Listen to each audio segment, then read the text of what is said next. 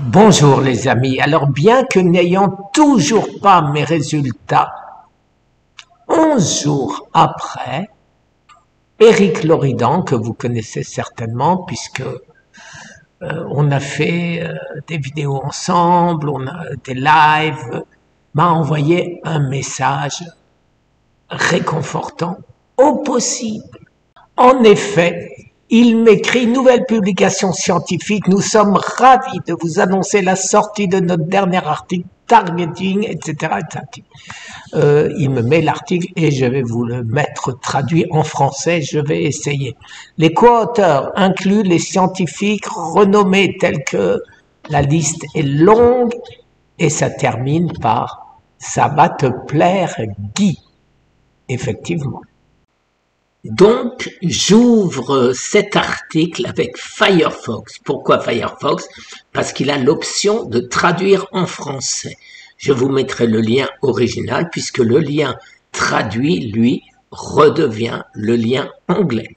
Alors, cibler la connexion des cellules mitochondriales talons dans le traitement du cancer, un protocole orthomoléculaire hybride. Alors, une liste, comme je viens de vous le dire, qui est impressionnante de médecins, dont mon voisin, donc en Floride, le docteur D'Agostino. Après, des quantités d'universités, de médecins, d'associations à travers le monde. Mais vous pouvez le télécharger ici en PDF en cliquant dessus à partir du lien original, bien sûr. Le résumé, je défile lentement, je ne vais pas tout répéter, vous le lirez tranquillement, voilà. Mais c'est la mitochondrie, vous le savez que depuis Otto Warburg, donc vers 1930, prix Nobel, 1924, sa recherche, il nous explique que c'est la mitochondrie déficiente qui mène au cancer. Donc, l'introduction, je laisse défiler si vous ne voulez pas faire l'effort de le mettre vous-même en français ou si vous lisez parfaitement l'anglais. Voilà. Ce qui est très intéressant, c'est il nous explique pourquoi Oxfos, donc voilà, c'est là-bas, c'est ce que notre ami le professeur Maurice Israël m'explique depuis X temps. Voilà, la capacité respiratoire, vous savez que nous avons fait une vidéo là-dessus et rien à dire d'autre, quoi. Voilà, médecine orthomoléculaire pour le ciblage du CSMC. La vitamine C, depuis Linus Pauling, tout le monde sait depuis son prix Nobel que la vitamine C aide dans la guérison du cancer. Linus Pauling lui-même en prenait 3 grammes tous les jours en prévention, en précaution. Après, nous avons, tenez-vous bien, je descends, ça continue toujours, sur la vitamine C, on arrive à la vitamine D. Alors la vitamine D, moi aussi j'ai fait une vidéo là-dessus, parce que ça répare, je synthétise, hein, les mitochondries, ça aide à ce que les mitochondries fonctionnent mieux. Et les mitochondries, c'est quoi? C'est notre fournaise, c'est ce qui nous donne les énergies à nos cellules, ce qui donne l'énergie à nos cellules. Voilà, alors Chandler et Hall ont montré un effet préventif de la supplémentation de la vitamine D chez les patients ayant un indice de masse corporelle normal, démontrant une réduction de 37% de l'incidence du cancer métastatique. Alors, ce qui est très intéressant, vous allez voir pourquoi après. Pourquoi il nous dit normal? Parce que quand on est obèse ou quand on a du diabète, eh ben, il en faut beaucoup plus. Et pourquoi? Parce que cette vitamine D se diffuse à travers le corps. Et plus vous avez de cellules graisseuses qui en accaparent une partie, moins vous en avez. Le zinc, ça fait bien longtemps que le zinc, lui aussi, fait partie de mon remède, de mon protocole. Là aussi, explication. 151 publications confirmant le lien entre la carence du zinc et la tumeur maligne. Après, donc les drogues potentielles, ça, personnellement, je joue pas avec, voilà.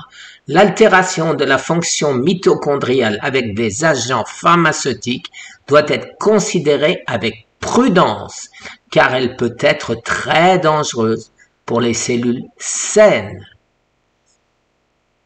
Médicaments réaffectés hors éthique pour cibler le CMC, l'ivermectine encore et toujours, l'ivermectine, antiparasite, dérivé d'une bactérie appelée Streptomyces aver... Bon, allez, laisse tomber, c'est écrit là, hein, vous le lirez. Hein.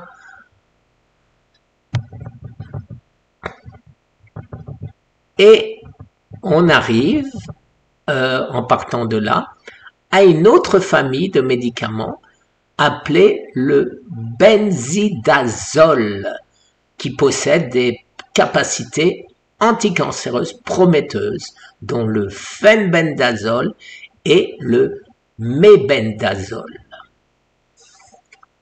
Structurellement similaires. Je continue. Le don, vous savez que c'est le bébé chéri de notre ami Thomas Seyfried, professeur Thomas Seyfried. Et si on associe le don avec le mebendazole, on arrive à quelque chose, à une activité anti-tumoreuse puissante. Le jeûne, les amis, le jeûne inclut une amélioration de l'activité mitochondriale par l'augmentation d'oxphos, l'autophagie et l'inhibition de la glycolyse et du glutaminolyse. Voilà, le jeûne peut entraîner la régénération des cellules souches normales. Voilà, c'est bien clair, mais c'est magnifique. La diète cétogène, donc ça, effectivement, la croissance tumorale en ciblant des métastases et la plupart des caractéristiques du cancer, article fait en 2019 par Poff et al. Les considérations thérapeutiques supplémentaires, l'impulsion, l'activité physique, tout le monde le sait. Hyperbare, vous savez bien, bon, vous savez que c'est un manque d'oxygène puisque le cancer n'a pas besoin d'oxygène pour se développer puisqu'il utilise la fermentation et donc à partir du moment où on réoxygène, eh ben, on a des résultats. Alors, ce qui est intéressant, c'est ceci, les amis. C'est que ces grands professeurs nous proposent un protocole. Et ce protocole, vous allez voir, vitamine intraveineuse C, je n'en fais pas. Je prends de la vitamine C par voie orale. Vitamine D orale, oui, j'en prends tout grade de cancer, dose de 50 000 IU jour pour les patients ayant un taux sanguin supérieur à 30 Ng sur ml, millilitres, voilà, bon, nanogrammes par millilitre. 25 000 et 5 000 pour les taux de... Voilà. Établi comme une dose non toxique, hein, bien sûr. Hein. Voilà. Il est nécessaire d'attendre un taux sanguin de 80 nanogrammes par millilitre de vitamine D. Actuellement, je dois être dans ces eaux-là ou même à 100. Ce niveau est non toxique. Une fois ce niveau atteint, il doit être maintenu, etc., etc. Le zinc, les amis, fait aussi partie de mon protocole. L'ivermectine, ok, pour l'instant, je n'en prends pas, mais je prends de l'artésimine, qui est très proche. Bendenzanol et don. Alors pour l'instant, je me le suis gardé en réserve pour avoir des armes supplémentaires au cas où j'aurais une récidive ou que ma pratique actuelle ne fonctionne pas. Les interventions alimentaires, voilà, régime cétogène, faible régime glucidique à haute teneur en graisse. Alors là, la haute teneur en graisse me faisant malgré tout bien grossir, vous savez que je n'ai plus de testostérone et donc j'ai une déficience de ce côté.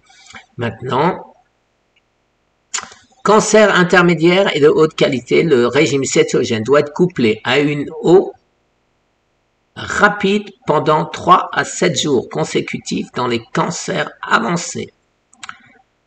Mais le jeûne doit être effectué avec prudence chez les personnes utilisant certains médicaments et celles avec plus de 20 IMC pour prévenir la perte de masse corporelle maigre. La masse corporelle maigre, c'est les muscles, les amis. Et ce qu'on doit perdre, c'est le gras. Pour les patients qui ne peuvent pas jeûner, le régime de jeûne, 300 à 1100 calories jour, de bouillon, soupe, jus, barre de noix, tisane peut être utilisé. Et le chantre de ce diet mimicking, cette fasting diet mimicking, c'est un professeur bien connu à Los Angeles. La thérapie supplémentaire, activité physique modérée 3 fois par semaine, augmentation de la fréquence cardiaque et respiratoire, etc., etc. Voilà le protocole. Bon, alors la conclusion, les amis. La conclusion. La connexion mitochondriale cellule pourrait être un élément clé de l'approche thérapeutique du cancer. À la lumière des connaissances actuelles, nous avons sélectionné et proposé l'utilisation d'orthomolécules spécifiques, de médicaments et autres thérapies pour leur potentiel de relance de l'activité OXPHOS cellulaire et cibler les CSC, la glycolyse et la j'arrive jamais à le prononcer, glucaminolyse. Ceci vise également à traiter les métastases créées par l'hydratation par fusion entre les cellules souches cancéreuses et les macrophages. De nombreuses expériences dans les cellules des animaux et des humains soutiennent le rôle du ciblage du CSN dans les préventions et le traitement du cancer. Je vous rappelle l'étude que nous avons faite avec un laboratoire dirigé par Ramin Abolassani sur les souris où nous étions arrivés à 200% de résultats en plus par rapport à la chimio de base, de référence, pardon. Voilà les amis, alors suit effectivement toutes les études qui ont aidé à cette publication. Alors je suis sûr que vous avez compris pourquoi je suis content. Eh bien je suis content parce qu'on ne parle pas de chimio, on ne parle pas de radiothérapie, on ne parle pas d'hormonothérapie, on parle de ce que je fais, battre le cancer en bloquant les voies métaboliques du cancer, ce que personnellement je fais depuis maintenant 6 ans. Et après ma relapse, qu'est-ce que je fais? Je continue à le faire. Et donc aujourd'hui les amis, je ne vous ai pas donné les 101 nutriments bloqueurs de voies métaboliques de cancer. Pourquoi? Parce que je n'ai pas mes résultats. Et je veux bien sûr vous les donner et les donner à tous ces professeurs, à toutes les universités. Les lettres sont prêtes, tout est prêt à être envoyé. Notre futur livre est en cours de publication, en cours de rédaction, pardon. Voilà, tout dépendra maintenant des résultats que j'attends avec impatience. 11 jours déjà, ça fait long. Merci Éric Loridan pour cette superbe publication que tu as eu la gentillesse de m'envoyer. Très bonne journée à tous. Au revoir.